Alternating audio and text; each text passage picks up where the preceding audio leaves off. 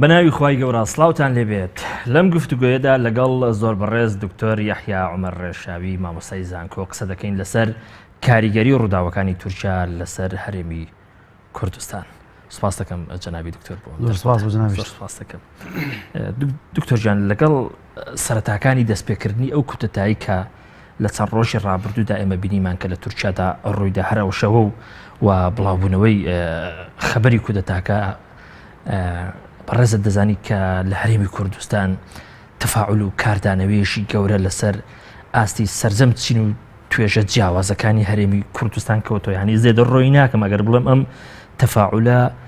زیاتر بووە لە تەفاعولی خەڵکی هەرێمی کوردستان لەگەڵ ڕووداوەکە 11 سپتەمبەر. بەڕێزت هۆکاری ئەمە بۆچی دەگەڕێنیتەوە؟ بەناوی خوای گەورە زۆر سپاس. بەحقیقەت پاش تێپەڕبوونی هەفتەیەک تقریبان بەسەر ئەو ڕووداوە هێشتا هەر میدیاکانی هەرێمی کوردستان و میدیای جیهانیش تا ڕادەیەکی زۆر هێشتا هەر شرۆڤەی ئەو بابەتەکەن و هێشتا هەر تەمومژێت تا حدێک لەسەر ڕووداوەکە هەیە. ئەوە بوو لە 15 ئەم مانگە لە تورکیا ئەو کودەتای ڕوویا و هەمومان هەستمان بۆ کرد کە شەقامی کوردی و میدیای کوردی و سیاسەتمەداران هاوڵاتیان بە شێوەیەکی گشتی لەگەڵ حەدەثەکە ژیان تا بەری بەیان، یعنی من ئازانم ئەو ڕۆژە ڕەنگە نیوە زیاتر لە دانیشتوانی هەرێمی کوردستان تا بەرە بەیان نەخەوتبوون و متابعی حەدەثەکان کرد بە حکمیەوەی ڕنگ بوو واتەوەقعیان کرد بێت کە هەندێک ئەوانەی کە هاوسۆز بوون لەگەڵ کۆتەتاکە یانویست ئەو کۆتەتایە سەر بگرێ و حکوومەتی تورکیا و ئەردوغان بگۆڕێ بە حکوومەتێکی کە بەیانی بکەن بە جەژن. بەڵێ بەیانی بکەن جەژن و بە تەقی مۆڵسەنگاندنی ئەوان کە حکوومەتی تورکیا سەرکەوتوونە بۆ لە سیاسەتەکانیە و دژایەتی کوردەکە و ڕەنگە ئەو انقلابە ببێتە بەشێک لە گۆڕانکاری لە تورکیا. ئەوانش کە هاوسۆز بوون لەگەڵ حکوومەتی تورکیا و پێیان وابوو کە ئەردوغان و ستافەکەی تا ئێستا توانیانە کەشوهەوایەکی دیموکراسی لە تورکیا دروست بکەن و هەڵبژاردنەکان و بەرزبوونەوەی ئاستی بژێوی خەڵک گۆڕە ئابووری لە تورکیا زۆر گۆڕانکاری تر هەموو پیان وابوو کە ئەو کۆدەتای شکستێکە بێ بۆ پرۆسی دیموکراسی و سیاسی. هەر بۆیە یعنی هەستا کرد کە خەڵکێکی زۆر متابعی ئەو حەدەثەکەن و تا ئەم لەحزەیەش خەڵک متابعی ئەو حەدەثەکەن جگەلەوەی کە بە حکمی نزیکی تورکیا لە هەرێمی کوردستانەوە و کاریگەری ئابووری، کاریگەری سیاسی، کاریگەری کلتوری تورکیا لە کەسەر هەرێمی کوردستان طبیعی و حاڵەتێکی سروشتیە کە هاوڵاتیەک لە هەرێمی کوردستان سیاسەتمەدارێک کەسێکی ئاسایی متابعی ئەو حەدەثە بکە جگەلەوەی ئەوەی کە جناب باس کرد قەزای 11 سپتەمبەر و ئەم حەدەثە مۆزوعی سوشیال میدیا کاریگەریکی گەورەی هەبوو لەسەر ئەوەی کە ئێمە زیاتر کۆنتاکتمان لەگەڵ حەدەثەکانە هەبێ و زیاتر ئاگامان لەوە بێت چی لە تورکیا ڕادێکی زۆر ئەگوزار، یعنی ئەو هاوڵاتی کە لە ئەستەمبول و لە ئەنقەرە دانیشت بوو چۆن خڕۆشانی بۆ دروستە بوو لەگەڵ حەدەثەکە و لەسەر ڕووداوەکە تا ڕادێکی زۆر هاوڵاتیانیش لە هەرێمی کوردستانە بە هەمان شێوە. هەرچەند ئەو ڕۆژەی بۆ سبەینە شەممە بوو من چوومە دەرەوە لە سلێمانی هەستم کرد شەقامەکان چۆڵ هەند برادێک وتیەوە قەزای عوتڵە و پشۆوتم وڵان نەخێر من وا هەستەکەم خەڵکێکی زۆر ئەمشەو ماوەتەوە ناتوانێت بێتە دەرەوە و متابعی حەدەثەکەی کردووە تاویزی خەوەکەی لە ڕۆژەکە متأثر بوون بە حەدەثە حاڵتێکی سروشتی و ئاسایی. زۆر چاکە دکتۆر ئەو ڕووداوانەی کە ئەم شەوە لە تورکیادا ڕوویان دەکا هەموو چەند سەعاتێکی کەمی خایان بە ئەندازەی ئەوەی کە کۆمەڵگەی کوردی تووشی شڵەژان و تووشی دابەشبوونێکی گەورە کرد بۆ ئەندازەیە خودی کۆمەڵگەی تورکی تووشی شڵەژان و دابەشبوون نەکرد، بەڵکو بە پێچەوانەوە ڕووداوەکانی ئەو چەند سەعاتە کۆمەڵگەی کوردیان بە شێوەیەکی گشتی من قسە دەکەم زۆرتر یەخست بە سەرجەم چین و توێژە جیاوازەکانیانەوە تەنانەت بەشی زۆری عسکەریش هەر دەکرێت بڵین لەگەڵ بەڵام بە پێچاوانەوە لە هەرێمی کوردستان دابەشبوونێکی سیرمان بینی. پرسیار لێرەدا ئەوەیە ڕووداوێک لە هەرێمی کوردستاندا ڕوونادا کەچی کاریگەریەکەی زۆرترەتە ئەمە بۆیان خۆی بە حکمیەوەی ئێمە تا ئێستش کیان و دەوڵەتێکمان نییە، چاوەڕێی ڕەنگە فراد ڕەسە بین، چاوەڕێی دەرەوە بین و تا ئێستش ئێمە یعنی دابەشبوون هەیە لە نێوان تورکیا و سووریا و عێراق و ئێمە تا ئێستش خاوەنی کیانێک نین ڕەنگە ئەوە وای کرد بێت کە ئێمە نەتوانین خاوەنی بڕیاری خۆمان بین و چاوەڕێ بین ئەحداسەکانی دەرەوە تەسیر لە کاریگەری لەسەر ئێمە دروست بکە. جگەلەوەی یعنی من پێم وان نییە کە لە تورکیاش دابەشبوون دروست نەبوو بێ ڕەنگە لە لایەن ڕسمی و فەرمیەکە حزبەکان ئەو حزاب دەکەین ئەو بە حزب کوردیەکەشەوە ینی ئێمە بینیمان لە پشت ئەوە بوون کە ئەوان بە شەرعەتی چوزانم پەرلەمان و حکوومەتی ناو دەبن. ئەگەر قسە لەسەرەوە بکەین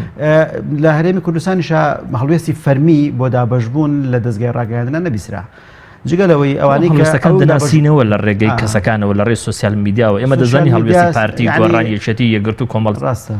من وا ئەزانم ئەو دابەشبوونش یعنی نەگەشتە ئاستیەوەی کە ڕەنگە هەندێک کەسایەتی لێرە و لەوەیە کەسایەتی سیاسی لە ڕێگەی فیسبوک و تویتەرەوە پەلایان کرد بێت هەندێک حکومدانە بەڵام هێشتا نەگەشتە ئەو ئاستەی کە هەموو سیاسەتمەداران لە هەرێمی کوردستانە هەڵوێستیان هەبێ و تۆ لە کەسایەتی ڕسمیەوە ئەم هەڵوێستانە بیستی هەندێک لە حیزب سیاسیەکان هێشتا چاوەڕێ بوون یعنی تەرەقۆبیانەکرد لەوەی کە ئایا حەدەسەکە بەرەوچی ئەڕوا و ئەگەر لە سوسیال میدیا و تویتەرە بگەڕێی یعنی بە ئەندازەی بوونی کەسایەتی سیاسی لە هەرێمی کوردستان تۆ هەڵوێستی سیاسی نبینین لە سیاسەکان زۆر کەم یعنی بە پەنجەی دەستەژمێران ئەو موقیفانی کە لە تویتەر و لە فیسبوک و لە شوێنەکانی کە دەستگاکانی ڕاگەیاندن بڵاویان کردو کە گوایە ئەمە موقیفی سیاسەکانی هەرێمی کوردستانە بە ژمارەی پەنجەکانی دەست ئەژمێرن یعنی من وا نازانم هەڵوێستی ڕسمی لەلایەن حیزبی سیاسی لە هەرێمی کوردستان لەسەر ئەو حەدەسە دروست بوو بێ و لە تورکیا ئەوەی کە ڕوویە ئەوە بوو کە ئەحزاب سیاسیەکان ئەوانەیش کە ئۆپۆزیسیۆن بوون هاوسۆزیان دەربڕی ئەمە وای کرد کە ڕەنگە ئەوەش تەسیری هەبوو بێت لەسەرەوەی کە ئیسێکرا لەلایەن حیزب سیاسیەکان لە هەرێمی کوردستانەوە ئەوەی کە زیاتر وروژێنرا لە فیسبوک و لە تۆڕە کۆمەڵایەتیەکان دەستگای ڕاگەیاندنە زیاتر هاوڵاتیان و ئەندام و لایەنگرانی حیزب سیاسیەکان بوون ئەندام و لایەنگرانی حیزب سیاسیەکان يعني ئەوانەی کە دابەژبوون بەسەر دوو بەرە و ئەو دابەژبوونی کە جنابەت ئیشارەتی پێکەی لە هەرێمی کوردستانە دروست بووە یعنی پەلایان کرد هەندێکیان لە حکومتدانەوە هەندێکیان پەرگیریانە کرد لە دژایەتی دۆستایەتی ئۆردوگان و تو ئەم بێقەراری و بێسەبریە بۆچی دەگەڕێنیەوە دکتۆر بەتایبەتی ئەگەر ئێمە قسە بکەین لەسەر ئەو بێقەراری و بێسەبری ئەمە ڕەنگە زۆرینەی هاوڵاتی ئاسایی تێکەوت بەڵام ئێمە کەسایەتە سیاسی دیارەکان جێگە بگەڕین ئەمانش دەدۆزینەوە ینی ئەمەی جۆری لە حکومی هەندەیە خۆی یعنی لە هەموو کۆدەتایەکە ئەوەی کە میحوەری ڕئیسیە سوپایە مثلەن ئیزاع و تەلەڤیزیۆن و شوێنە دەزەکانی ڕاگەیاندنە سەرەتای هەواڵەکە ئەوە بوو جەنابەت ئەگەر لێ بوو کە ئەو دوو شوێنە حەساسە ئیعلان کراوە ئاشکرا کرا کە ئەو دوو شوێنە گیراون و سەرۆکی ئەرکانی سوپا ئەویش دەست بەسەر کراوە هەموو ئەوانە وای کرد کە هەندێک لە سیاسەتمەدار و هەندێک لە ڕۆشنبیران لە هەرێمی کوردستانە بە پەلە حکم بن و وایان هەستەکرد وایان تەوقع کرد کە مۆزوعەکەیەک لای بۆ تۆ من ئەو شەوە لەگەڵ یەکێک لە ڕۆشنبیرانی هەرێمی کوردستانە بووم کە پێی وا بووم کۆدەتایە سەر ناکرێت بەس من لەگەڵ ئەوانە بووم کۆدەتاکە تەواو سەری کرد چونکە هەموو ئاماژەکان بۆ ئەو بوون یعنی من وەکو کەسێک کە چاودێری باردۆ بە پێشنی مێژوویش هەمویان لە خزمەت یعنی هەمووی لە خزمەتیەوە بوون کە یعنی شوێنە حەساس وەستیارەکان گیرا بوون اینجا ئۆردوگان لە ڕێگەی مۆبایلەوە قسەیە کرد عەبدوڵڵا گۆل دەرگا هەموو ئەمانە یعنی جەوێکی وا خوڵقا لەبەرەوە پەلەکردنی ئەوانە زائیدن یعنی مۆزوعێکی کەشێ ئەوەی کە ئەگەر ئەم کۆدەتایە 20 ساڵ لەمەوە پێش ڕووی وایە تۆ هەڵوێستی ڕۆشنبیر و سیاسەتمەدارەکانی هەرێمی کوردستانت نەئەزانی لەبەر یەک سەبەی بەسیط ئەویش نەبوونی ئینتەرنێت و تۆڕە کۆمەڵایەتیەکان و سوسیال میدیا ئەوایە بۆستانێ بۆ سبەینێ مایکی پامنێرێک بچوایەتە لای سیاسەتمەدارێ ڕۆشنبیرێک هەڵوێستەکەی وەرگرتایە و بڵاوی کرێتەوە بەڵام ئەو شەوە مۆبایلەکەی بەدەستێوەیەتی لە هەمان لە حەزاتوانی موقف هەڵوێستی خۆی دەربڕێ لەبەرەوە تۆ بە پەلە ئەزانی ئەم کەسە هەڵوێست و موقفی دش یا لەگەڵ کۆدەتاکایە کەواتە ینی بەڕێزت هەموو ئۆباڵەکە دەخەیە ئەستۆی سوسیال میدیایان کاریگەری پاشخانە ئایدۆلۆژیەکەش من بەبەستم ئەوە نییە ئۆباڵەکە لە ئەستۆ ئەڵێم ئەوەی ئاسانکاری کرد بۆی ئەمە هەڵوێستی خەڵک بزانین ئەگەر نەکۆمەڵگە خۆی ئامادە بوو ئەم فەوزاڵ کۆمەڵگەکە خۆی پێش ئەوە شەڕیان خۆ واضح بوو بە هەرێمی کوردستانە تەرەفێکەیە کە هاوسۆزە لەگەڵ ئۆردوگان و لەگەڵ سیاسەتەکانی و پێی وایە کە ئۆردوگان و حکوومەتی تورکی گۆرانکاریی گەوری لە ئابووری هەرێمی کوردستان و لە ئابووری تورکیا و ئابووری سیاسەتی تورکیا دروست کردەوە دۆستایەتی لەگەڵ کوردای هەندێکیش پیان وایە کە پرۆسەی ئاشتی لە زەمەنی ئۆردوگانە ئەگەرچی لە سەرەتاوە ئەوان دەستیان پێکرد بەڵام ئێستا پەکی کەوتووە و دژایەتی کورد ئەکرێ هەم ئەم دابەشبوونی دووبەرەیە وای کرد کە یعنی ئێمە تەوەقوعەوە بکەین ئەگەر شتێکی ئالۆ بابەتە ڕووبە هەر دوای دابەشبوونەکە دروست ببێت زۆر چاکە هەز ناکەی ئەم شەوە کۆمەڵی هەڵوێستمان بینی ئەگەر هەڵوێستی ڕسمی هێزەکانیش نەبوو بێ بەڵام دوجار ڕەنگە بستنەوە سەر بە شێوێکی ناڕاستەخۆ بستنەوە سەر هەڵوێستی حیزبەکان ئەم هەڵوێستانە دەشێ ینی جێگەی پرسیار بەرخۆیان مەسەلەن ڕەنگە هێزێک هەبێ یان کەسانێک هەبن خۆیان بە قوربانی دۆخێک نیشان بدەن کە تێیدا بە کۆدەتایانی خراونەتە پەراوێزەوە بەڵام ئەم کەسە ئەم هێزە پشتیوانی یاوا دەخوێنرایەوە کە پشتیوانی لە دۆخێک دەکات کە لە خزمەتی کودەتاچەکانی تورکیا بێ لەو لاشەوە هێزێک یا کەسانێکی تەرهان پشتیوانی لە شەرعیەتێک دەکەن لە تورکیا کە خۆیان متهمن بەوەی کە لێرە مەفاسیلی حیاتی سیاسیان لە ڕووی شەرعیەوە خستۆتە ژێر پرسیارەوە ئەمە گاڵتەزاری نەبوو خۆی ینی مەفهومی کۆدەتا مەفهومێکی دیارە ڕەنگە زۆر خوازراو نەبێ ڕەنگە بێزراوە بێن کەڵی انقلاب کۆدەتا ینی هەل لە خۆت لە نەفسیەن سایکۆلۆجیەن ڕەنگە مرتاح نەبی بە وشەیە و کەس لەگەڵ کۆدەتانی بەڵام هەندێک جار يعني ئەگەر لە ڕووە واقعەکەەوە سەیریکەین هەندێک ڕژێم هەن ئەگەر بە گریمانەی سەیریکەین بوا گریمانەکەین کە حکوومەتی تورکیا بەرەو دیکتاتۆریەت ڕۆشتووە و کە داپلۆسێنی هاوڵاتیان باوەڕی بە پرۆسی دیموکراسی نییە سوپا حکومەکات دەستگای ڕاگەاندن هەموودا ئاخرێ هەناسەیەکی دەربڕین و ئەوانە نامێنێت و یعنی کوشت و کوشتار بڵاو بێتەوە لە وڵاتە ئەگەر بە گریمانەی ئەو کاتە ڕەنگە ئەگەر بگەیت ئاخر دەواکەی ڕەگە بگەیتە حاڵەتەوەی کە تۆش دەگەڵ کۆدەتابی بەڵام ئەم بارودۆخی کە من باسم کرد لە تورکیا تا ئێستا ڕووی نەیاوە ڕەنگە هەندێک ئاماژەی بە دیکتاتۆری بوون هەست پێ بکرێت لە هەندێک مەفاسیلی حکومڕانی حکوومەتی تورکیا بەڵام ئەگەر حکوومەتی تورکیا بەراوردکەین بە حکوومەتی سووریا ئەگەر حکوومەتی تورکیا بەراوردکەن بە حکوومەتی ڕژێمی سەدامی پێشوو ئەگەر حکوومەت تورکیا بەراوردکەن بە هەر حکوومەتێکی دیکتاتۆرکە لەسەر ئەم کۆریای شیمالی دیارە فەرقەکە زۆرە لەبەر ئەوە یعنی ناتەبیعیە هێزێکی سیاسی یا کەسایەتێکی سیاسی طبعا کاتۆڵی کەسایەتێکی سیاسی مەرج نییە بزەڕورە ئەو هێزە سیاسیش لەگەڵ ئەوە بوو بێ ینی کەسایەتێکی سیاسی کاتێک کە لێدوانەگەیە لە تۆڕە کۆمەڵایەتیەکان لە شوێنێکی کات دیارە ئەمە ڕسمی نیە فەرمی نیە يعني لێدوانی فەرمی ئەلایەن حیزبەوە وەرەگیری حیزبی سیاسی بە فەرمی و بە ڕسمی لێدوان و بەیاننامەی خۆی دەرەکە ئەڵێ ئێمە لەگەڵ ئەو کۆدەتاین بەڵام کاتێک کەسایەتێکی سیاسی ناوە حیزبە سیاسیە لێدوانێگەیە هەڵوێستێکی هەیە لە ڕێگەی تۆڕی کۆمەڵایەتیەوە ئەوە لەسەر حیزبەکە من وان نازانم محسوب بکرێ و دوجار ئەو کەسەش یعنی هەندێک لەو کەسایەتە سیاسیانە یعنی پاشگەز بوون لە موقیفەکان هەندێک یعنی گۆڕانکاریان لە موقیفەکانیان کرد و پیان وابوو کە پەلیان کرد خۆشیان ڕێگەپەوە طبیعی لە حاڵەت لە بارودۆخی سیاسی و لە کەشوهەوایەکی ئاوا شڵەژاویە هەندێک لە کەسایەتی سیاسی بکەونە شڵەژانەوە و نەتوان حکومێکی دروست بدەن یعنی خۆمانە فریشتە نین کەسایەتی سیاسی و حکومە دەن کە حکومیان ڕەنگە لە حکومدانەکانە بکەونە هەڵەوە لەبەر ئەوە ناکرێتەوە ڕاست و چەپ بەسەر حیزبێکی سیاسیا بی تەنها لەبەر ئەوەی موقفێکی سیاسی لایەن کەسایەتێکی سیاسی و لە تۆڕێکی کۆمەڵایەتیە لە لەحزەیەکی معینە دەربڕاوە نە ئەوانەی کە دژ بە کۆدەتا بوون نە ئەوانشی کە لەگەڵ کۆدەتا بوون ناکرێتەوە ئەم حیزبە سیاسی بلکێنی بە دژایەتی ئۆردوگان و یا بلکێنی بە متەیەمبوون ئەم جیاوازەی کە هەبوو لە بۆچوون و لە هەڵوێز لە هەرێمی کوردستان بە ئاسایی لایەنە ناکۆک و بەرامبەریەکەکان بە ئاسایی وەریان نەگەر ئەوەندەی لە منتەڵەقی تانەدان لە یەکتریەوە هەڵوێستەکانیان تەرەح کرد ئەوەندە نازانم خۆی هەندێک جار کۆڵێ یعنی ئەحداسی وا ڕووداوی وابێتە هەلومەرج و فرسەتێک بۆ تۆڵەتکردن لە یەکتر وابێتە فرسەتێک بۆ ئەوەی کە تۆ یعنی مەلەفاتی کۆن هەڵێیتەوە یعنی ئەتەوێ ئەو کەسە هەر بە زۆر تۆمەتبارێکی بەوەی کە ئەوە پشگیری ئەولایەنە سیاسیەکە و هەندێک جار یعنی بەداخەوە ئەڵێم گەنجێک یعنی گروپێکی فەیسبووکی یا شتێک ئەبێتە هەڵوێستێک لەسەر حسابی لەسەر حیزبە سیاسیەکە کە ئەوەش یعنی هەق وایە حیزبە سیاسیەکان لە هەرێمی کوردستانە ئەم دووشتە جیا بکەنەوە یعنی ناکرێتەوە کە چەند کەسێک لە ڕێگەی ئینتەرنێتەوە ڕێگەی تۆڕی کۆمەڵایەتیەوە موقفێکی ئاسایی خۆی دەربڕیوە کە ئەکرێ یعنی مە حڕێت و ئازادیش بە خەڵک بین کابرا زۆر تەبیعیە کە دژایەتی ئۆردوگان بکە و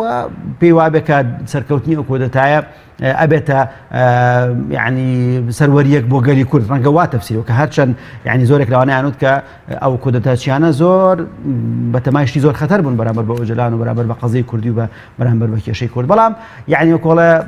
هەندێک لەوانەی کە لەگەڵ ئەم کۆدەتا بوون هەر لەبەر دژایەتی ئۆردوگان پیان وابوو کە هەر شتێک کە برژێتە خانەی دژایەتیکردنی ئۆردوگان و هەر شتێک برژێتە خانەوەی کە مەجموعەیەک بەرهەڵستی ئۆردوگان و حکوومەتەکەی بکەن ئەوە ئەبێتە مەکسەبێک بۆ قەزەی کوردی و کورد سوودی دەوەرگێ هەمووشی ئەو پەلەکردنە بوو لە حکومدان و لە هەڵوێستنەوەدان زۆر چاکە دکتۆر ئەوەی کە ڕوویدا باوەڕت وایە لە منتەڵەقی هەڵبەت مەبەسم لە هەرێمی کوردستانە لە هەڵوێست و لە قسە و لە گوتار باوەڕ پێ دوایە بەڕێزە لە منتەڵەقی داکۆچیکردن بوو لە قەزیەی کورد لە کوردستانی تورکیا یا پەیوەندی هەبوو بەو دۆخی کە لە هەرێمی کوردستان وەکو ململانە و سەراعاتی سیاسی لە نێو هێزە سیاسەکاندا هەیە ڕەنگە هەردووکیان بگرێتەوە یعنی بەدڵنیاییەوە هەندێک یعنی وا نازانم کوردێکی ژەبێ لە هەرێمی کوردستانە داکۆکی لە قەزەی کوردی نەکا لە باکووری کوردستان یعنی بەڵام شێوازی داکۆکیکردنەکە ڕەنگە لە حیزبێکەوە بۆ ئەتیجایەکی سیاسی ئەتیجای سیاسیەوە بۆ ئەتیجایەکی سیاسی بگۆڕێت یعنی ڕەنگە هەندێک پیان وابێت کە ئێمە لە ڕێگەی ئۆردوگانەوە پشتگیریەکەین لە گەشەکردنی هەندێکیش پیان وایە کە نەخێر بە دژایەتیکردنی ئۆردوگان تۆ پشتیوانەکەی لە سلاح دەمرتاش و لە هەدەف و لە إلى حزب ومن يك نقطة حمل لێرە إشارەتی پێ بکەم من وازانم زۆر ضرورە يعني حکوومەتی تورکیا پێداچنەوە بە مواقف و هەڵوێستی خۆیان بکات چونکە ئەو موقفێک کە هەدەفەن واندی لە پشتگیری نەکردنی کۆدەتاکە ئەمە يعني خاڵێکی وەرچەرخانە لە شێوازی هەرچەندی سە طبعاً هەندێک شتان بەرامبەر بە ئۆردوگان کە پێیان وایە کە ئەمە ڕەنگە سیناریۆیەک بێ ڕەنگە بەهانەیەک بێ بۆ دەزیرکردنی هەڵ ڕەنگە ئەو ئێلانکردنی 3 مانگ حاڵەتی نائاسایی ئەوان لەگەڵیانە بن بەڵام ئەو لەحظەیە لەحظە حەساس و هەستیارەی کە زۆر کەس تەوەقعیان نەکرد کە تەواو حکومەتی تورکیا کۆتایی پێکات ئۆردوگان کۆتایی پێکات پاشماوەیەکە دەستگیر ئەکرێ هەموو ئەوانە موقف و هەڵوێستی هەدەفە موقفێکی زۆر جوان بووە مەفروضە حکومەتی تورکیا حساب بۆ ئەو هەڵوێستە بکە حکومەتی تورکیا مەفروضە لەمەوەلا بە سیاسەتی خۆیان بچێتەوە پرۆسەی ئاشتیجاریکە بەگەڕ بخاتەوە و جارێکی کە ئەو لێدوانەتوندان و ئەو شێوازی مامەڵەی کە لەگەڵ معارەزی تورکیاکە یعنی والی ئەخوازی کە چۆن ڕەنگە وەکو چۆن ئەمڕۆ ئێلانیان کرد کە پێشبینی ئەوە ئەکەن کە جارێکی کە کۆدەتا ڕەنگە تەوەقعەکان کۆدەتایەکی کە ڕووباتەوە ئۆردوگان خۆی وتی ئەمە تۆ چۆن هەلومەرجێکی وا یعنی دروستەکەی کە ئەم حیزبانی ئۆپۆزیسیۆن پشتیوانی لە تۆ بکەن بێنە بەرچاوی خۆت جەهەبە و حیزبەکانی کە پشتیوانیان لە کۆدەتا بکەن نوازەم دیمەنەکە زۆر ئەگۆڕا و ڕەنگە بەحری خوێن لە دروست بووایە و کوشتارێکی زۆر دروستە بوو ئەو موقفە لەبینی دوو قەوسانی نیشتیمانی ئەوان برژابانە سەر شەقامەکان چوزان یعنی هەر مانتیقەی کوردیان بە تەنیا چونکە یعنی نسبەیەکی زۆر لە دەنگەکانی کوردستانی باکوور هەمووی هەدەپەن و ئەیانتوانی یعنی ئەو شوێنە بگرنە دەست و هەندێک لە ڕۆژنبیرانی ئێمە تەوەقعی ئەویان نەکردووە پێیان وا بوو کە مەفروضەی سەلەم کاتە فرسەتێکە بۆ ئەوەی کە کوردەکان حکم بگرنە دەستووە ئەو شوێنە بگرنە دەست بەڵام دیار بۆ ئاقلانە و سیاسیانە تەعاملیان کردووە ئەو حاڵەتیان ئەنجام زۆر چاکە ئەوەی لە تورکیا ڕوویدا و دوجار ئەوەی کە لێرە لە هەرێمی کوردستان بینیمان لە هەڵوێست و لە کۆی ئەو بۆ چوونە جیاوازانەی کە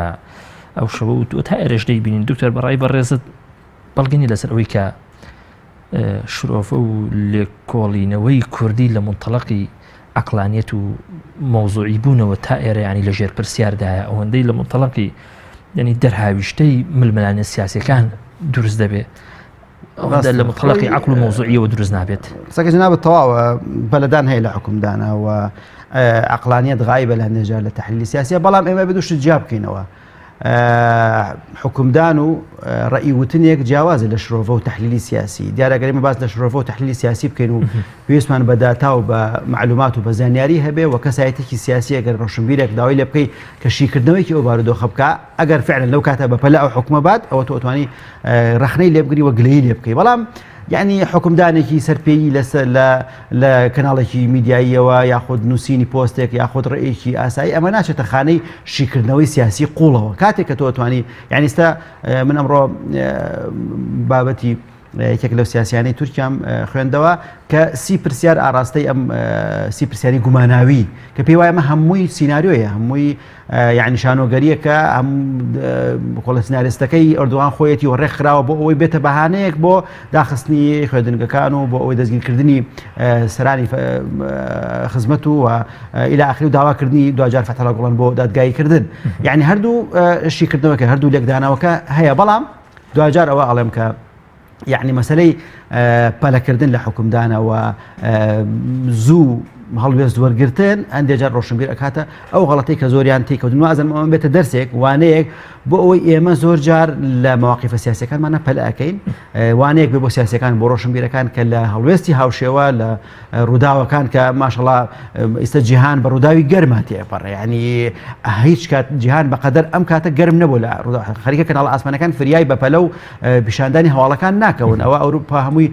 یعنی ڕووداوی تەقەکردن و فەڕەنسا و بەریتانیا و ئێستش ئەڵمانیا و إلى آخره هەمووی ڕووداوی گەرمن کە ئەو ڕووداوە گەرمانە دروستبوونی داعش و إلى آخره وا ئەکات کە تۆ لەگەڵ گەرمی ڕووداوەکانیشا پەلە نەکەی لە ئەوەی کە زوو حکم بەی و زوو ڕێی خۆت دەڕۆی زۆر چاکە دکتۆری بەڕێز ئەگەر قسە بکەین لەسەر هەڵوێستی ئیسلامیەکان بە شێوەیەکی گشتی قسەم لەسەر هەڵوێستی فەرمینیە قسە دەکەم لەسەر هەڵوێستی ئیسلامیەکان لە چوارچێوەی ئەو پانتایی کە دوجار لە سوسیال میدیادا خۆی ڕنگ پێدایەوە ئینتیباعی عام ئەوەیە و ئەوەی کە هەستی پێدەکرێت ئیسلامیەکانی کوردستان پشتیوانیان لە ئەردۆگان کرد و ئەو شەوە ڕەنگە زۆر لە خوای گەورەش پاڕابنەوە کە ئەردۆگان لەم میحنەتە ڕزگار بکە ڕەنگە ئەمەیانی تانەیەشی ئەڵمانیەکانیش یا بەشێک لە ئەڵمانیەکانی کوردستان بێ لەسەر ئیسلامیەکان بەما ئیسلامیەکان نەبوون بە بەشێک لەو غەوغایی کە ئەم شەوە دروست بوو. خۆی هەر ئیسلامیەکانی کوردستان نین کە تعاتوفیان لەگەڵ ئەردوغان بوو. هەندێک بەشێکیش لە عیلمانیەکان لە دەڤەری ئەو لا ڕەنگە هەر تعاتوفیان هەبوو بێ لەگەڵ نانسبێ ئەو تەجروبەی حکوومەتی تورکیا شکست بهێنێ. یعنی قەزم لە هەرێمی کوردستان تەنها ئیسلامیەکان نین ئەگەر لەبەری دو قەوسە بڵێن تعاتوفیان هەبووە لەگەڵ ئەو ئەردوغان و حکوومەتەکەی. بۆ ئیسلامیەکانی کوردستانیش یعنی وەزعێکی متوقع بۆچی ئیسلامیەکان متعاتف من لەگەڵ ئەردۆگان ینی واضحە ئەگەر هێز هەبێ پارەی دەستکەوت بێت لە ئەردۆگان وەکو لە ویکیلیکس بڵاوبۆتەوە 200 میلیۆن دلار یا 150 هەرچیەکە ئیسلامیەکان چیان دەستکەوتووە لە ئەردۆگان تاوەکو ئەوەندە متعاتف بن لەگەڵ یعنی خطابی ئەردوغان لێدانی لەسەر وەتەری حساسی ئیسلامی ڕێگەدان بە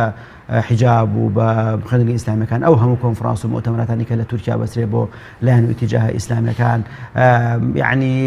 هەڵوێستی یعنی هەر ئەوەی کە تۆ خێزانت بە پۆشاکێکی ئیسلامی و دێنیتە سەر شاشە ئەوە دوورێ لە تعاتف دروستەکە و خۆشی یعنی نایشارێتەوە کە تعاتفێکی ئیسلامیانەی هەیە ئەو وێنەی کە بڵاو بوویەوە بۆ دوای کۆدەتا کە نوێژی بەیانی بە جەماعەتەکە هەموو ئەمانە یعنی ئاماژەی جۆراوە جۆرن بۆ ئەوەی کە ئیسلامیەکان تعاتف ناکەی ئەم شتانە ئەگەر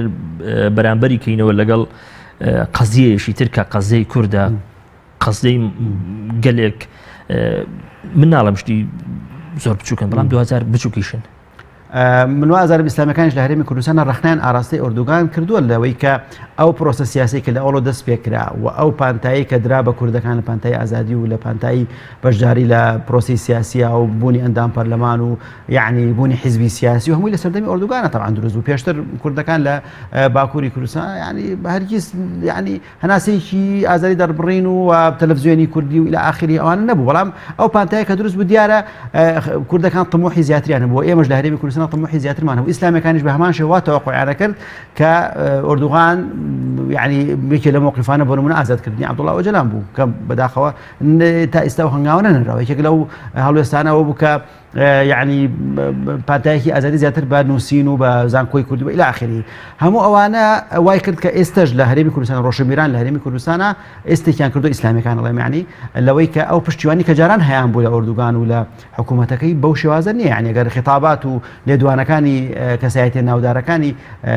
إسلامي كان خوينته لهريمي كردستان أبيني أو بشتواني كجاران هبو بوشي وازنية وأم هالوستي كرويا رنج بشكل وانا يعني زيادة الجنج كان أواني كلا تورو كملايته كان وين كرك توخ بيته ولا سر لنا إسلامي كا يعني كاتك جنج كبيني بروفايل كي كابا أردوغان كاتك جنج كبيني فيديو بلاو كاتو ودعاء كابو أردوغان نايين صلاح إلى آخره هم أمانة تونات واني دمي هم أخل كبجري وبهم أخل قبلي أو هم جنجان ولا كاك بمشي وازجنا يعني همش تبي خيش بتام يعني توناكري بشتواني بكل ويكا لەگەڵ کۆدەتانە بی بۆ نمونە بەس ناکرێت تۆ هەموو سیاساتی ئەردوغان و حکوومەتەکەی بەڕاست بزانی و پێت وابێ کە ئەوەی کە ئەردوغانی کە تەواوە لەگەڵ دیموکراسیەتە لە 100% ئەگونجێ و مافی تەواوی یاو بە کوردستان چونکە ئەهل مەکە ئەدرا بشعابێ ئەوانەی کە لە کوردستانی تورکی خۆیان باشتر ئەتوانن هەڵوێز بن ناکرێ ئێمە لەوان لە پاشاتر بین نجاتی ئەوان حکم بین یعنی دوای ئەوە شتێکی کەش بڵێم یعنی ئێمە خۆمان کەم مەشاکل و گرفت و قەیران و یعنی دەردەسەریمان هەیە تا مەشغوڵ بین بە قەزیە و کێشەی شوێنێکی کەوە ئێمە خۆمان پرۆسی سیاسی پەکی کەوتووە پەرلەمان پەکخراوە قەیرانی داراییمان هەیە دنیای مەشاکل و گرفتمان هەیە دابەشبوونی کۆمەڵگەی کوردی دروست بووە یعنی خەریکە سەر کێشەی بەرەو دوو ئیدارەی کێشەی موچەمان هەیە یعنی کێشەی کارەبامان ئەنواع و ئەشکال مەشاکل و گرفتمان هەیە کە هەموو ئەوە ئەخوازێ گەنجەکانمان من ناڵێم ئێحتیمام و بایەخ نەدەن بە قەزێ وڵاتانی دراوسێ و بە ئەوانەی دەوروبەرمان بەڵام مەفروضە تۆ ئێحتیمامات و ئەولەویاتی ئێحتیمام و بایەخدانت بە کەیسەکان بە قەزەکانی وڵاتی خۆت هەرێمی خۆت دەوروبەری خۆت بێ اینجا لە قەزەی دووەمە ئەکرێ ئێحتیمام بە قەزەی بابەتەکانی کە بێ ئەگەر تۆ وڵاتێکی سەقامگیری ئەگەر فعلا لە هەرێمی کوردستان ئێمە مەشاکل و گرفتمان نەماوە و ئەمانەوێ قەزێ و کێشە و پرسی وڵات دراوسەکانمان ئێمە بین بە بەشێک لە چارەسەرکردنی ئەوە باشە بەڵام ئێمە خۆمان دنیای گرفت و مەشاکلمانەیە کە ئەکرێ ئێمە ئێحتیمام بە قەزەکانی خۆمان بین زیاتر لەوەی کە زۆر چاکە ئیسلامیەکان لە شوێنێکدا لەژێر ڕەخنەدا ڕەخنەی ئەوەی کە لە جیاتی ئەوەی خطابی پیشگیریان ئەگەر هەش بێ خطابێک بێ پیشگیری بکە لەو شەرعیەتە جەماوەرەی کە ئەو ئێستایی دروست کردووە لە تورکیا لەسەر ساحە سیاسیەکەی کە بریتە لە بوونی سەرۆکۆمارێکی شەرعی حکوومەتێکی شەرعی پەرلەمانێکی شەرعی لە جیاتی ئەوەی خیتابەکەیان تەئید بێ لەم شەرعیەتە جەماوەریە بەداخەوە خیتابەکەیان تەئیدە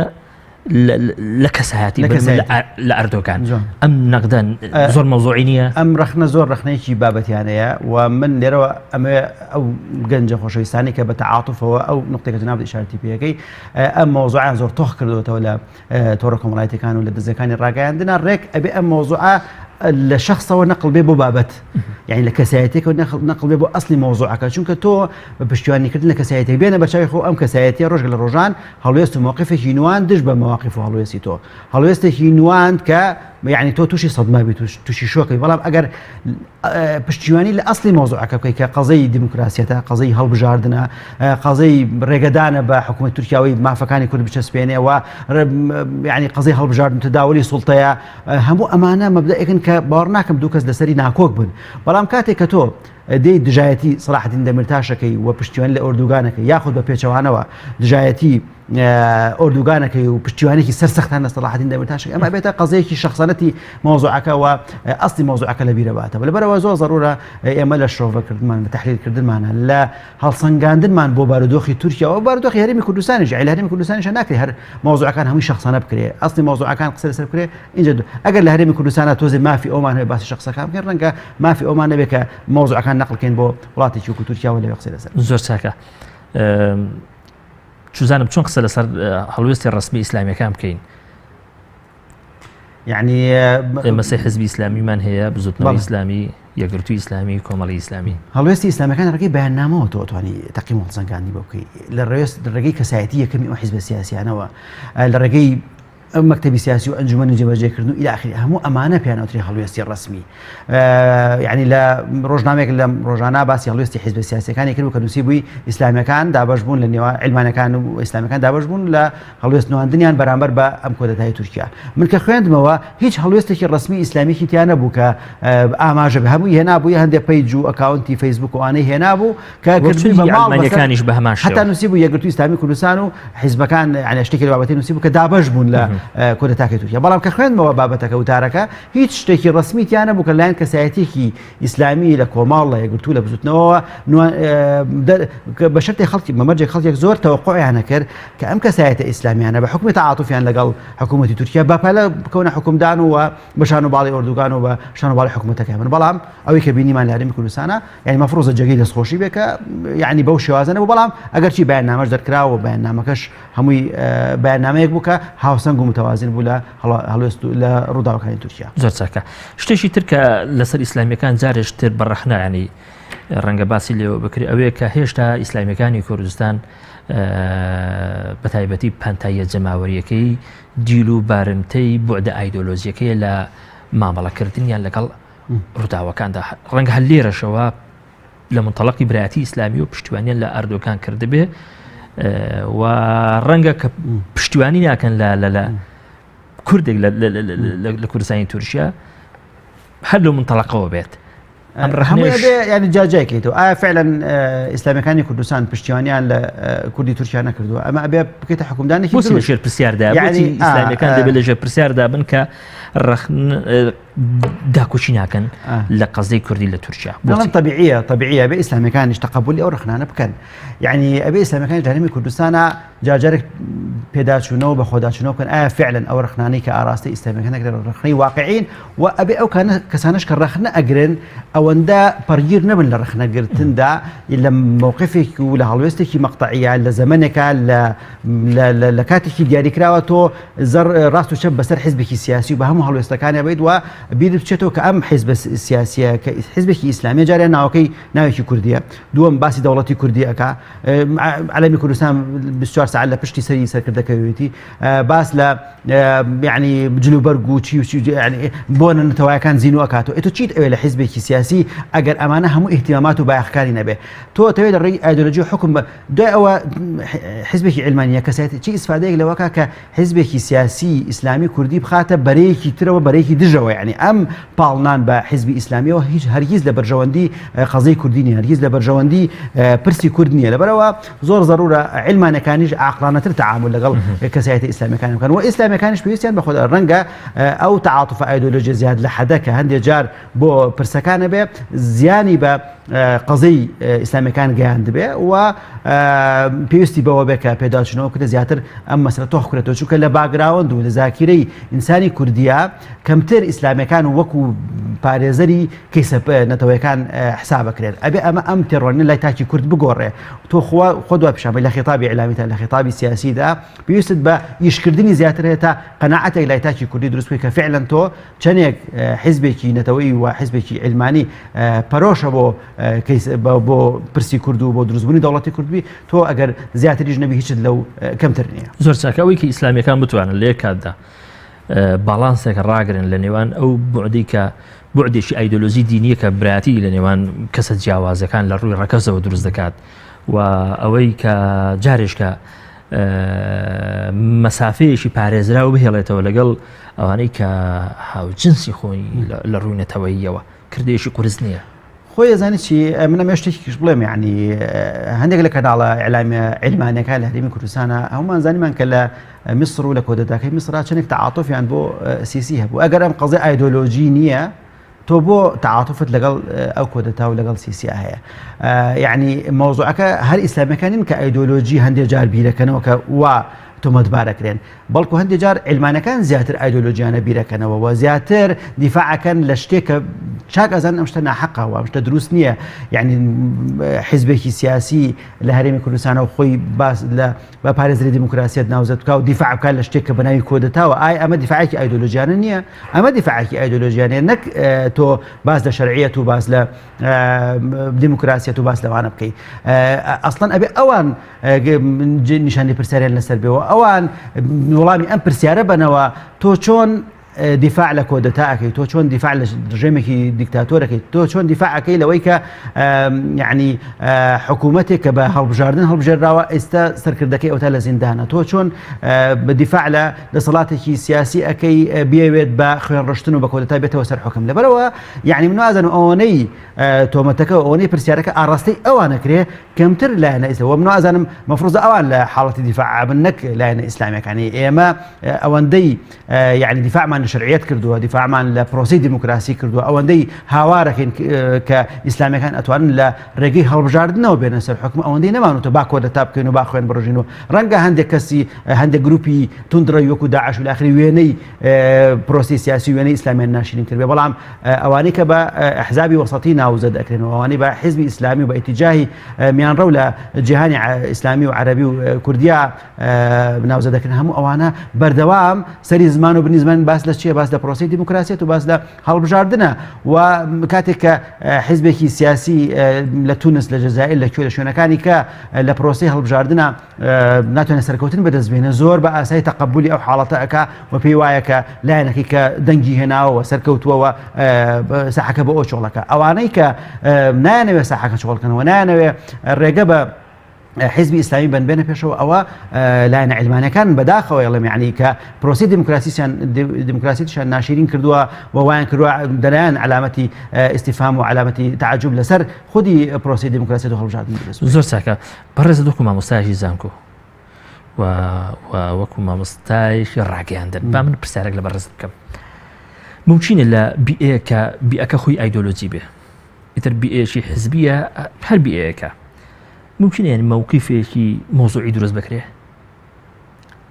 لە بیئەیەکی ئایدۆلۆژیانە دروستکردنی موقفی مۆزوعی طبعا ئەمامی ڕێژەیە نسبیە،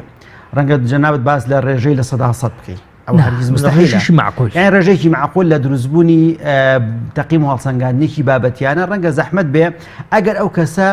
خۆی دانەڕێ لە ئایدۆلۆژیا و لە بیرروبۆشون لە عاتیفەیەک و لە هەستێکی پەرگیرانە لە سۆزداری و لە لایەنداری بۆ لایەنێکی سیاسی. تاوانمە کارێکی هەروە ئاسان نییە. تۆ کاتێک کە سەر بە ئیتیجاه و لایەنێکی سیاسی، کاتێک کە ئایدۆلۆژیەکی تایبەت و دیاریکرا و ئەجوڵێنێ بە دڵنیاییەوە لە کاتی حکومدان تا ئەم ئایدۆلۆژیا کاریگەری لەسەرت هەیە و ئەمە واد لێکە ئەگەر حدەسەکە ڕوشیابێ هەر بەخۆتەڵی ئەمە ڕووی نیا و ینی باوەڕ بەخۆتەگەڵی نەخێەوە پێچەوانەکەیەتی لەبەرەوە ینی لەکوێ کەسێکی مۆزوعی بابەتی جیا ئەبێت لە کەسێکی کە لایەندارە بەلایەنێکی سیاسیە و حکومی کێرانایە ئالە مواقفە سیاسیانە ینی ئەمە لەم هەلو مەرجێکە لە تورکیا ڕوویە بۆمان دەرکەوت کە هەندێک کەس هەبوون هەندێک ڕۆشنبیر هەبوون هەندێک سیاسی هەبوون بابەتیانە هەڵسەنگاندیان بۆ بارودۆخ کرد و بەپەلەحەوە بەڵام هەندێک لەوانە کە ڕەنگەوا ناسرابوون کە کەسانی زۆر بابەتی حکومەیان بەداخەوە کەوتنە هەڵەیەکی گەورەوە ئەو جۆر حکومەیاننا زۆر ساکە بەڕاست ئەوەی لە تورکیا ڕوویدا شیاوی ئەوە بوو کە بەم شێوەیە لە کوردستاندا مامەڵی لەگەڵدا بکرێ بەڕاست تووشیا بە ئێمە چی؟ تووشیا بە ئێمە چیەوە بابەتێکی برای بەڕێزم کاک عومەر عەلی مەقالەیەکی جوانی نووسی بوو دەستخۆشی لە یەکەم بەفعلی کاتێک هەیتە شۆڤەکردنی واقعیانەوە فعلا تورکیا بە ئێمە چی بەڵام ڕەنگە بە مطلقەش نەبێت کە تورکیا بە ئێمە چونکە تۆ بتەوێتەوە ئێران تورکیا سووریا هەموو ئەوانە کاریگەری لەسەر تۆ هەیە و تۆ ناتوانانی بێدەنگ بی ینی بێنە بەرچاوی خۆ میدیاکانی هەرێمی کوردستان سیاسیەکان تۆڕە کۆمەڵاتەکان هەموو بێدەنگ بوون لەم حادثن ینی شتێکی چاوەڕوان نەکراوە بە غیر متوقع بوو تۆ قسەکەی لەسەر ئەڵمانیا قسەکەی لەسەر کۆریا قسەکەی لەسەر ینی بچوزان بەریتانیا تەقینەوەکانی ئەوێ سەر زۆر شتەکەی ئەم وڵاتی کە تەنیشتە و کوردی تایە و تەسیراتی ئابووری و سیاسی بەسەر تۆ هەیە ناکرێ قسەی لەسەر نەکەی بەڵام مۆزوعەکە لە یەک شتایە يعني ئەبێ حدێک و سنوورێک دابنرێ بۆ ئەم قسە لەسەرکردنەوە و حد و سنوورێک دابنرێ بۆ تعاطفی زیاد لە حد ناکرێ ئێمە يعني دابڕانی کۆمەڵایەتی لە نێوان مجتەمەعی کوردیا دروست بێ لەسەر پرسێک لە تورکیایە ناکرێ ئێمە دابەشبوون لە نێوان هەندێک جار ڕەنگە خودی ئیسلامیەکانیش دروست بێ لەسەر پرسێکی وەکو تورکیا ناکرێ ئێمە کەسایەتە سیاسیەکانمان و کەسایەتە ئیسلامیەکانمان تۆمەتباریان بکەین و وێنیان لە تۆڕە کۆمەڵایەتیەکانە بە شێکی ناشرین بڵاوکەینەوە و يعني ڕاستەچەپیان بەسەر بێن لەسەر موقفێکی وەکو تورکیا هەموو ئەمانە يعني ئەبێ ئێستی لەسەر بکەین بۆستین لەسەری ئێمە متەئەسیرە بین بە ئەحداسانە قسەی لەسەرەکەین بەڵام لە سنوور و لە حدودێکی دیاریکراوە دکتۆری بەڕێز شتێکی تر هەیە کە هەندێک وەکو مەترسی باسی لێوە دەکەن ئەو متارە و تاریک کاک عومەر عەلی محەممەد و عومەر عەلی غەفوورەوە هەردووکیان برادەر من دەبرەوە بەتاکید مەترسیش تر کە باسی لێوە بکرین لە لای هەندێ بەڕێز ئەوەیە کە ڕووداوەکانی تورکیا جارێکی تر داپۆشبوونی ئایدۆلۆجی لە هەرێمی کوردستان تۆختر کردەوە بە تایبەتی لە نێوان ئیسلامیەکان و بەشێک لە ئەلمانیەکان ئەمە ڕاست نییە خۆی هەر ڕەنگە تۆخ بێدا باشبوونەکە ناتۆختری کردەوە هەر هەیە بە تاکید یعنی ئەحداسی لەو شێوە هەر متوقعە کە داباشبوونەکە تۆخ کاتەوە و تۆ چاوەڕوان ناکەی هەموو لایەنەکان وەکو یەک بیر بکەنەوە و ئەبێ ئەو کەسانش بزانن کە ڕەنگە هەندێک کەس هەبوو لەناو خودی ئیسلامیەکانە یعنی ڕەنگە جۆرێک تەعاطفی بۆ دروست بوو بێ بۆ چوزان ئەو کۆدەتایە ینی هەمویان بە یەک شێواز نەبوون ینی من هەندێک کەسم بینیوە کە پێی وا بوو کە ئەم کۆدەتایە سەر ئەگرێ و سەریش بگرێ باشە بچووکە ئەمە ڕەنگە وابێت کە دیمەنی ڕەنگە ڕێدوڵسۆزیەوە قسەشی کرد بیانی وتبێتی کە ئەمە پرۆسی سیاسی لە تورکیا ئەگۆڕێت و ئەبێتە مەکسەبێک و بەرژەوەندیەک بۆ کەیسی کورد لە تورکیا و إلى آخره لەبەرەوە ناکرێ هەموو ئیسلامیەکان لە یەک سەلاوە هەموو عیلمانەکانیش لە یەک سەبەتادا بن و بە یەکەوە حکومیان لەسەر بڵێن هەمویان هەموو لایەنە ئیسلامیەکان لە هەرێمی کوردستانە یەک موقفیان واند و هەموو عیلمانەکانیش یەک جۆر هەڵوێستیان هەبوو زۆر چاکە دکتۆر ئەگەر مامەڵەی ئەڵمانیەکان لەگەڵ یەکتری یان هێزە جیاوازە ئەڵمانیەکان لە هەڵوێستیان لەبارەی تورکیا لەگەڵ یەکتری لە ژێر پرسیاردا بێ بەوەی کە بە شێوەیەکی تەندروست مامەڵای لەگەڵ یەکتریان نەکرد بە تایبەتی کاتێک کە هەڵوێستەکانیان جیاواز باز ناکەین لەناو ئیسلامیەکانیشدا هەمان کێشە هەبوو يعني وكوتم يعني إسلامي كان هم يعني وكيك خلوي سيرنا نوان بلا لقال يكتري كوتنا شاشة يعني محدود بوزود دياري كراوس نور دارج بو يعني من وانا زانم كسايت دياري كان لأن إسلامي كان لهريمي كردستان إيجاري مبدئية كان هيش كمان نقال كودة تاو واضحة يعني موازم نقال ما بواضح هيش كسايت إسلامي لقال مبدئي كودة تاديم أما يك دوام هيش كسايت إسلامي بارناكم لهريمي كردستان لقال أوابك أو يعني يعني علم داري كودة كبون وهند بيان وابو كبرو إمرالية رونو وبرو دزگیرکردنی و کشتنی برز عبد الله أوجلان لقال أواب يعني بارناك هیچ کسایتی إسلامي دیسان لقال أواب لبروا و هیچ کسایتی إسلامي لهرمی کردستان بارناكم لقال أواب كباردوخي سياسي وعبوري لتركيا شلجاني تبكي وتيك بشي وأما بزيان بو هرمی کردستان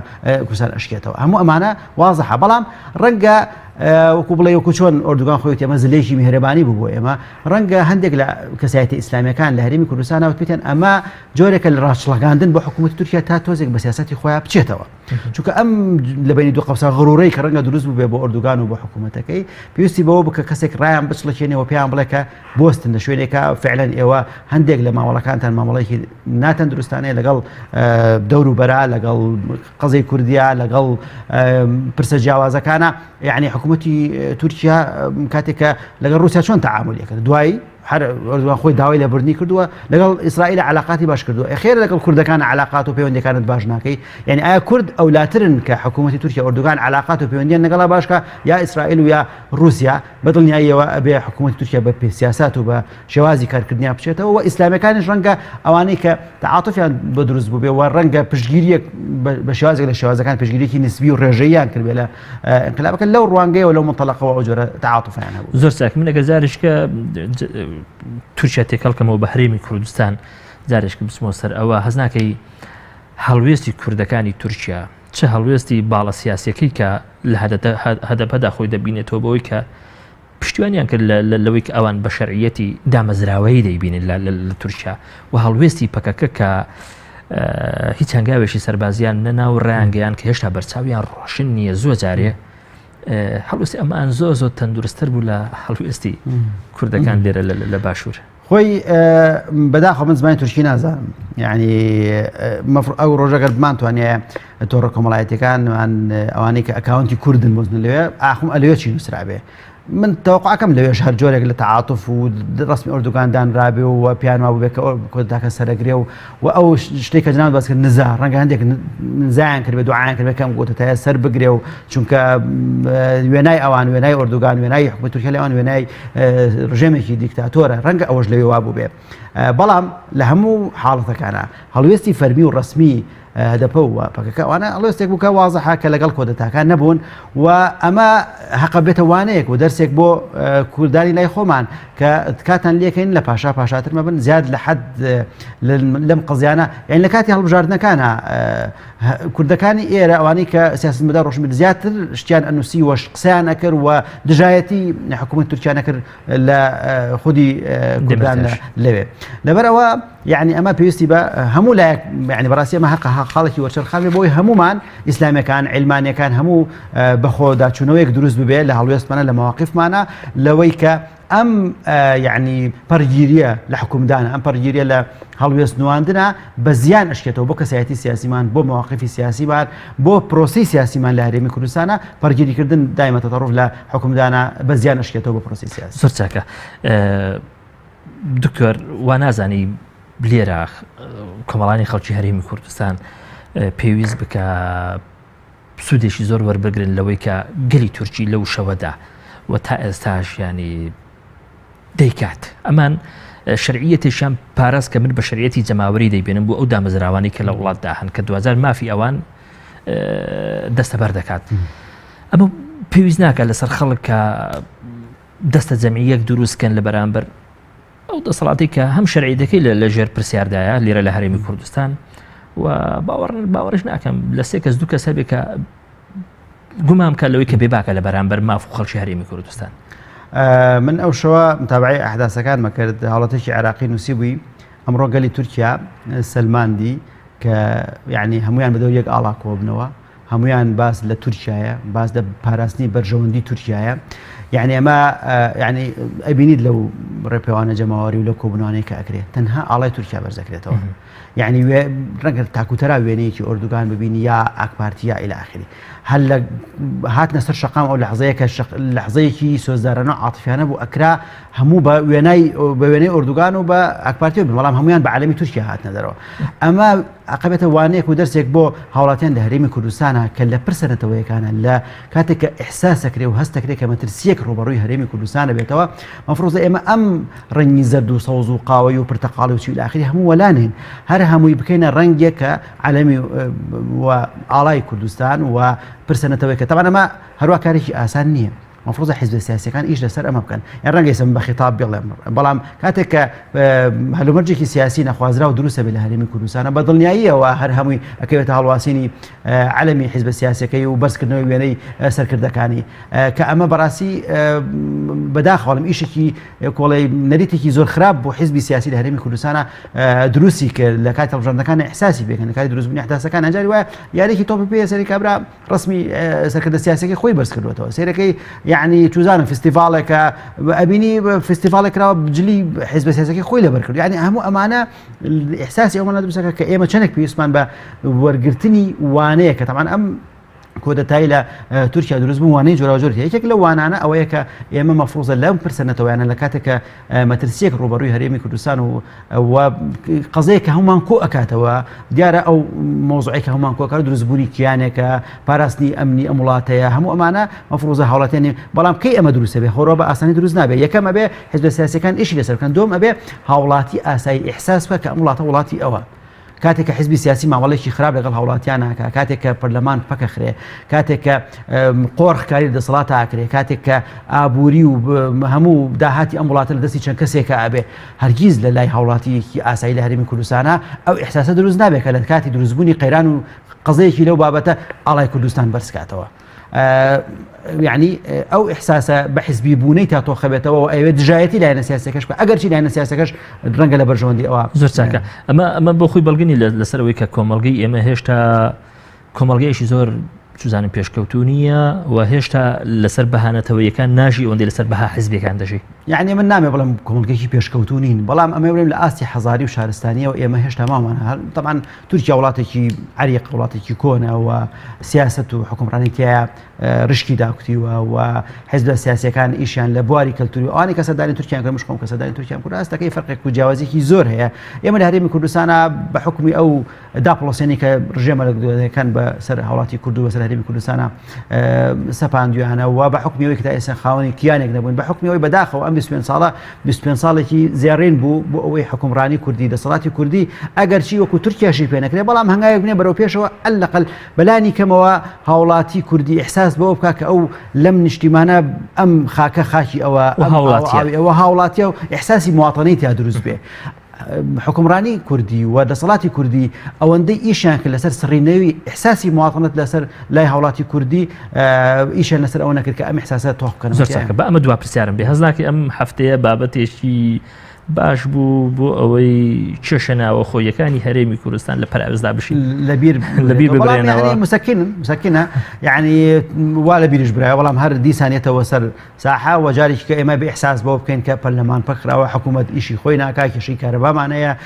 يعني قضايا كان هم ولا اخراون يعني بيسمان با يزي بيجمر برامبر بداعش ولما ترسيا هم وانا قضايا جوهرين كمفروضه ميديا وانا كخمي باراسني شرعيات يعني بلا ترشيا شرعيتي تركيا ظاهرا ولا بارزرا وكواتب قرينو بو ويرنو بنيو مالي خومان وقرانو شرعيت بنيو مالي خومان زور سپاس دكم زور برز دكتور يحيى عمر رشاوي مامۆستای زانکۆ زور سپاس دكم زور برزم هەروە سپاسی وەشەکەم بینێرانی بەڕێز لە پرسێشتر و لە کاتێشتر ئینشاڵڵا پێتانەگەمەوە زۆر سپاس دکتۆر جان